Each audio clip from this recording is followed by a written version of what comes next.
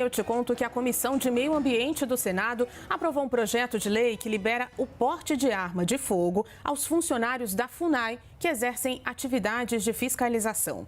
A proposta agora segue para a Comissão de Constituição e Justiça. Se aprovada, vai ao plenário do Senado. Esse texto modifica o Estatuto do Desarmamento e autoriza os fiscais da FUNAI a usarem armas em territórios indígenas. Para isso, os servidores deverão ser habilitados pelo Sistema Nacional de Armas, além de terem certificados pelo Comando do Exército.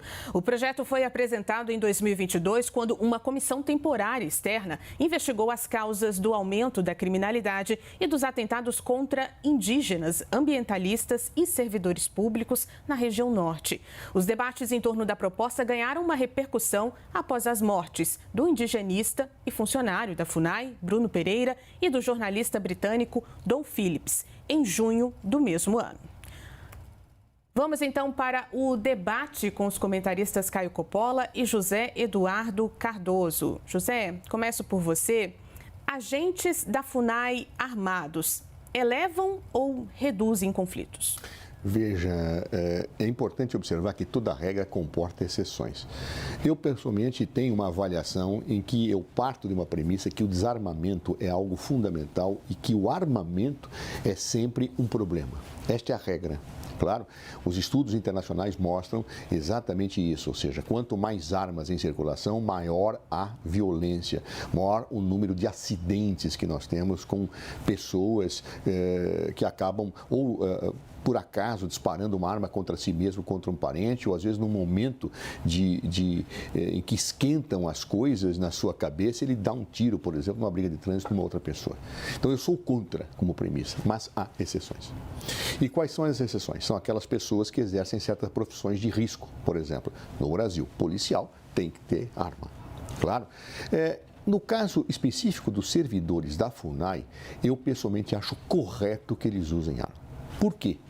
Porque eles sofrem emboscadas, eles sofrem ataques, eles vivem numa região que tem vários problemas, desde mineração indevida, a pessoas que querem fazer a derrubada de árvores, a situações das mais diversas, como por exemplo, nós sabemos que existe tráfico por dentro das nossas florestas. Então, não raramente, nós podemos ter servidores da FUNAI que estão lá para zelar pelos povos indígenas, estando submetidos a situações de hostilidade e de ataque frontal.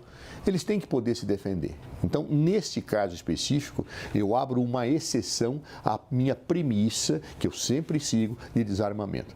Ou seja, neste caso, me parece absolutamente correto e necessário que aqueles servidores que atuam ali em regiões de risco, efetivamente possam estar armados. Acho que isso é uma segurança para ele, é uma segurança também para os povos indígenas, que evidentemente ele poderá estar tentando proteger.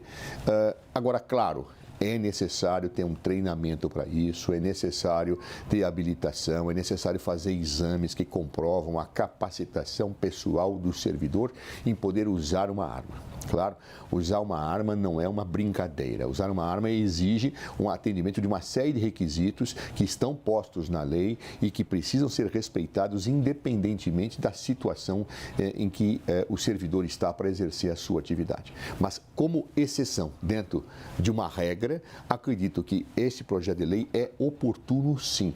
Aliás, as mortes recentes que aconteceram bem mostram o perigo que os servidores da FUNAI frequentemente enfrentam ao tentar cumprir a sua missão. Eu te faço o mesmo questionamento. Essa novidade pode elevar ou reduzir os conflitos? Certamente reduzirá os conflitos. A natureza das armas, ela não muda, ela permanece como um instrumento de defesa pessoal. E não apenas isso, um instrumento também de dissuasão da violência. E por que isso? Pelo seu potencial de letalidade. Certamente, esses funcionários da FUNAI que trabalham aí nessas atividades perigosíssimas de fiscalização, né, estarão muito mais seguros com os seus potenciais agressores, sabendo, né, da sua capacidade de autodefesa. Isso é natural. Se imagine na posição, por exemplo, de alguém que vai cometer um furto ou um roubo. Se você tiver duas residências, você vai naquela residência em que você sabe que existe posse de arma ou você vai na outra desarmado? Então, nesse sentido, eu acho que o combate às armas, ele só pode existir em relação às armas ilegais.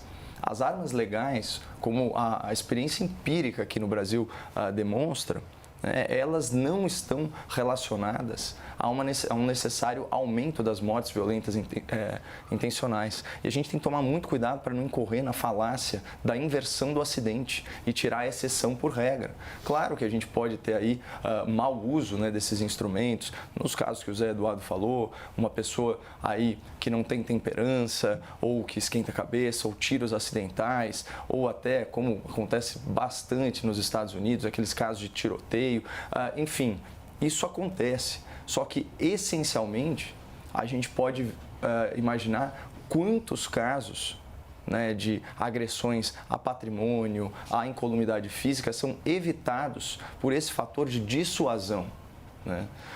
Aqui, para ficar no exemplo do Brasil, né, na gestão passada, que não realizava essa cruzada contra as armas legais e contra os caçadores, os colecionadores, né, enfim, esse tipo de coisa, o que aconteceu?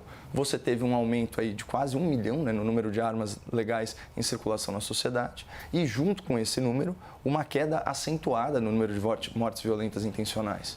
O que não se viu no caso, por exemplo, do Estatuto do Desarmamento.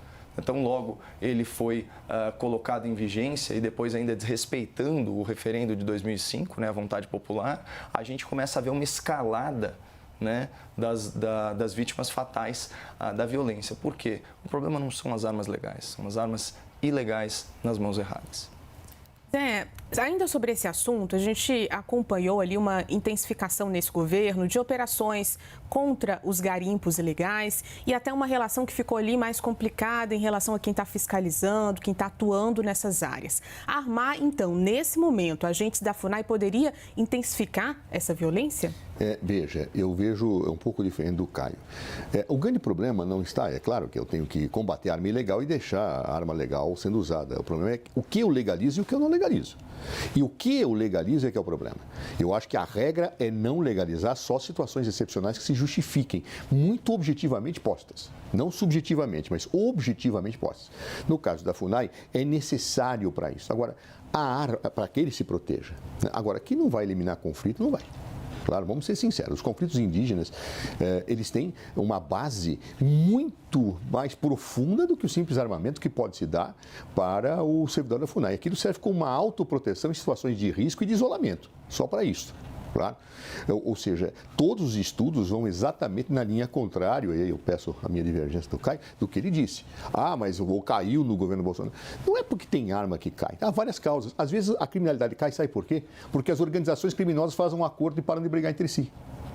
E às vezes os governos compactuam com isso. Claro?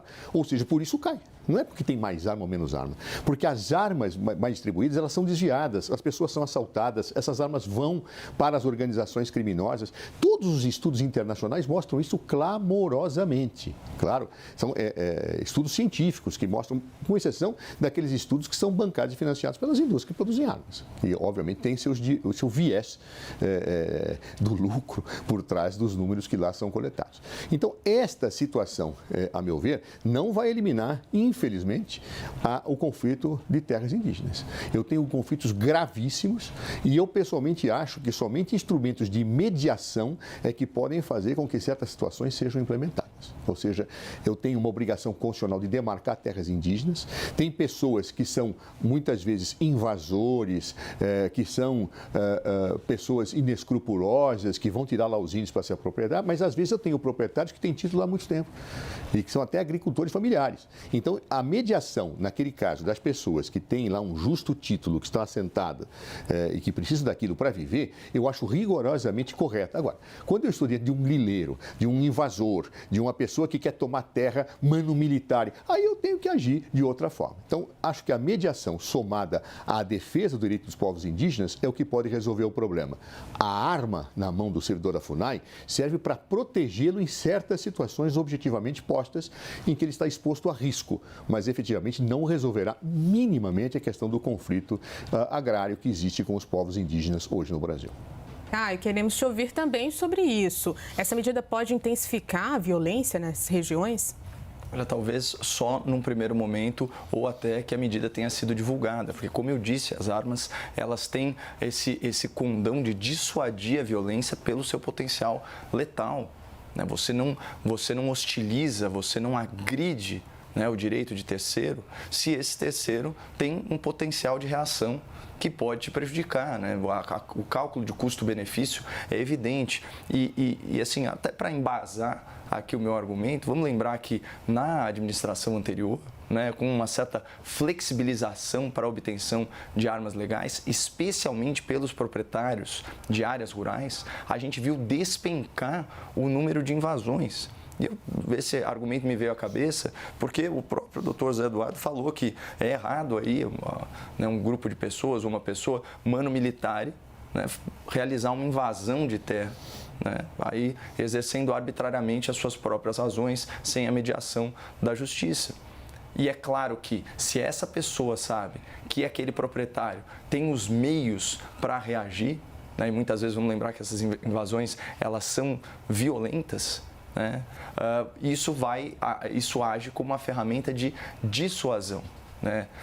Então, também é importante pontuar o seguinte: não existe, né, consenso ou, vamos dizer assim, uma prova científica sobre quais as razões da queda da violência no país ao longo dos últimos anos. Mas é perfeitamente razoável falar, do ponto de vista estatístico, que o aumento no número de armas legais em circulação, que, como eu disse, aí, na casa aí de 1 milhão, né, de novas armas de fogo, não fez acontecer o que era previsto por especialistas, por pessoas, por militantes aí da esquerda um pouco mais radicalizada, que falavam que essa suposta distribuição de armas, não foi isso que aconteceu, mas esse era o termo que era utilizado, levaria o país a uma situação apocalíptica de aumento das mortes. E o que a gente verificou foi justamente o oposto, ou seja, também não pode se falar que há uma relação de causa e efeito entre o aumento de armas legais em circulação no Brasil e o aumento de mortes violentas intencionais, porque isso simplesmente não se verificou. O que se verificou foi o oposto. A gente não pode estabelecer uma relação de causa e efeito, mas, para mim, assim, parece nítido que existe, sim, uma correlação entre esses números. Caio Coppola, José Eduardo Cardoso, muito obrigada pela participação. O grande debate termina aqui. A gente lembra que as opiniões que foram emitidas pelos comentaristas não refletem necessariamente a posição da CNN.